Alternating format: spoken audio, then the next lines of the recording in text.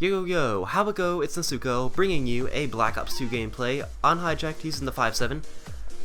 I go 49 and 15, I get 6 captures, 14 defends, and a score of 6,515. I'm not sure if any of you pay attention to the score someone gets. I do. I think it makes a difference because it shows how many kills you got. By the way, that C4 over there was the worst throw in the world. But this commentary is going to consist of some quick tips and an update. So the quick tips are for you strangers out there or subscribers who might possibly be interested. But let me get to the update real quick. So first off, as you may have noticed, I started the Minecraft Let's Play. The whole goal of my Minecraft Let's Play was to get me back in the spirit of getting into YouTube, because this Left 4 Dead series I've been going on to, the videos have not wanting to been rendering properly. That was a wonderfully formed sentence. But it's just really been difficult, so it's just drawn me away from YouTube along with all the other stuff that's been keeping me busy. But Minecraft is bringing me back. I'm also going to be uploading some Payday soon, and Payday 2 when it comes out, by the way. I mentioned that in my Minecraft episode also. And I'm really looking forward to Payday 2. Payday 2 is looking to be amazing, and I hope you guys will stick around if you're interested, you want to see it. If you don't know what Payday is, it is basically you and 3 other people, and there's this little overcasting person who overlooks the stuff that you're doing, and you're going around robbing places and smuggling cocaine and other various things like that. So if you want to look it up, look it up. It's going to be a really amazing game. It's only $30. Payday 1 is $20, and Payday 2 is $30. But along with me just not wanting to upload videos, I'm getting into the spirit now, but I only have so much time, even though it is summer vacation, because of the fact that I'm getting later in life. I'm in my last year I'm about to start my last year of high school, and my career, which is creating video games, well, broadly, that's what I want to do. But that requires me to do some practice before I go to college. And while I may not go to a university right off the bat, I might go to a tech school for my first 2 years to get my electives out of the way. Either way, I need to get as much experience in as possible to ensure my way in, and also just help me throughout my entire life. And it's my passion right now, so of course everything's obligated to change every now and then, but the point is that I'm going to be busy. I'm going to try to upload daily. I can't promise anything, but either way, I still hope you guys enjoy my content, whatever I get out of it. But let's go ahead and go to some Call of Duty tips. And as you may have noticed, I was about to say I'm going ham with this 5.7, but I just died. What? Like, how am I doing this good with the 5.7? You don't see someone just randomly in a lobby every 5 lobbies or so pulling out a 5.7, getting this score. And of course, you find better scores on YouTube somewhere, because I'm by no means the best player or even a great player in my eyes, but there's a small mix of stuff that consists of you being good at the game, and little of it has to do with connection. I've done good on a 4-bar, a 3-bar, on a fucking 1-bar even.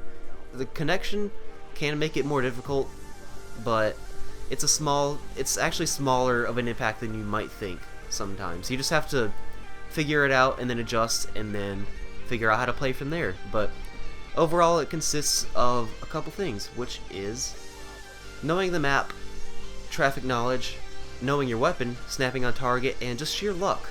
Because trust me, I get lucky in this plenty of times, such as people just staring at me when I'm right up next to them, and they're like, no, I'm not going to knife you, or no, I'm not going to shoot you. But knowing map knowledge and traffic knowledge go side by side, because you got to know where people are going from, so that way you can flank them, or you can control the engagement, try to get on cover so you see your head, they see your head, but you see their entire body, like I just did to those 2 guys a couple seconds back before I called in my Hellstorm missile. There was no chance. Even though I had a 5.7, they could only see my head and maybe my shoulders, but I could see their entire body, so they were even caught sprinting, so there was absolutely no chance for them to see that guy. I caught him in his back, because who would expect them to come back in their own spawn in the middle of the map? Now, it is reckless to go in the middle of the map, but say you're camping this base right here, and say I own the base. They don't really expect you to be on the base, and so they're not going to look there. They're going to look at the 2 sides unhijacked on those two little, I'm pointing to it thinking you guys can see it, on the two edges of the map, because they're going to be looking there for people to come instead of at the base, because they don't think some dude's just going to lay there. That said, it's bad to camp in the middle of the map. But knowing your map knowledge, knowing traffic, is going to let you control the engagement better and just get your enemies caught from behind. Along with that, you need to know your weapon, because although it's possible, you can't. Oh, so, man, the map ended already. But let me continue on. You got to know your weapon. You're not going to be shooting around with your FAL and just going at knife range with your FAL and pow pow pow pow pow, going knocking people out. It's not going to happen unless you're lucky, because like I said, Call of Duty is partly consisting of luck. And using the FAL at close range is not as effective as saying a PDW or like I was using a 5.7. Those are a lot more effective at close range. However, of course, they're not as effective as long range, just like the FAL is. And so, while there are like assault rifles, submachine guns, and you need to control the engagement using those, but especially with these patches coming out, there's more specific things you have to learn for each specific weapon, such as the PDW versus the Peacekeeper. The Peacekeeper is better at longer range, and it's not as good at like knifing ranges or just past knifing ranges, while the PDW is a monster at that. And even like say the Chicom, no, not the Chicom, the MSMC. The MSMC is great at medium short range. It's also pretty good at short range, but it's not too great at long range. It's a lot like the PDW, although it has a little bit of less kick, at least when I use it. But anyways, two things that do not help. Well, no, not two things. One thing that does not help is a headset. The headset is cool. I'd actually recommend a headset. It really immerses you in the game a lot better. And with Black Ops 2, it doesn't help anymore. I can't sound whore anything. I can hear a grenade. I mean, I can hear gunshots. I hear the exact same thing you hear out of your TV speakers. The only thing is that it's right in your ears instead of around your room, which is cool. But one thing I haven't tried is having controllers, you know, like the crap, what are they called? They're modified controllers, let me just call them that. I forgot the brand name. But I'm sure those help. Those take some getting used to. They help you snap on target a lot faster.